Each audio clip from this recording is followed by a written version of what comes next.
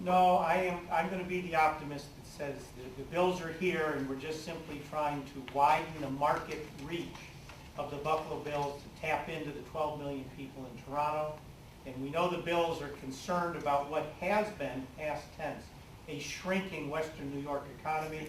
And part of my campaign promise in being elected was to stop the decline and turn us back into a growth area. And so we have to prove to the naysayers, including Ralph Wilson, that we are actually a growing community again. And coupled with the residents in the market in Southern Ontario and Toronto, that he can have a vibrant franchise right here in Erie County. County Executive Collins, as you're probably well aware, Russ Brandon today specifically mentioned the idea that maybe the city of Buffalo and other entities should look at the idea of a regionalization plan, saying perhaps that will stem the population loss and what have you. How do you respond to a statement like that?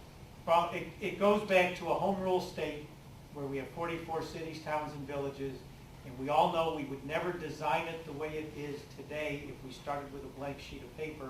But if you go back to 1821 when Erie County was founded and where we are today,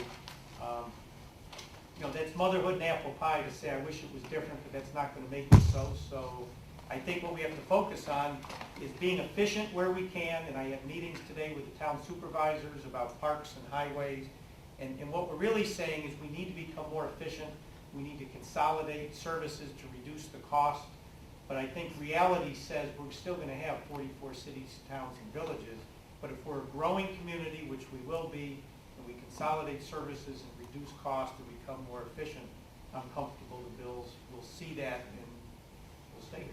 Are you concerned, though, that if they're going to mix politics in with a marketing plan, that perhaps this is a way of trying to open up some further negotiations with the county, maybe over the lease of the stadium or other situations? Well, I mean, clearly, when the lease expires, we're going to have to sit down and negotiate what the new lease looks like. We already know that, and they know that we desperately want to keep them here. And, I'm confident that reasonable people, including participation by the state and federal government, will result in them staying. Wouldn't that allay some of the fears in the community if you could get to Ralph Wilson and extend the lease right now, add another 10 years to it, or whatever?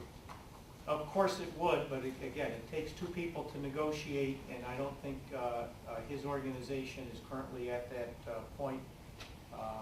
I've had discussions with several people, and those discussions are ongoing on a lot of fronts, and I can tell you it's high on my agenda and it's high on other people's agenda to have a game plan that will result in them staying here.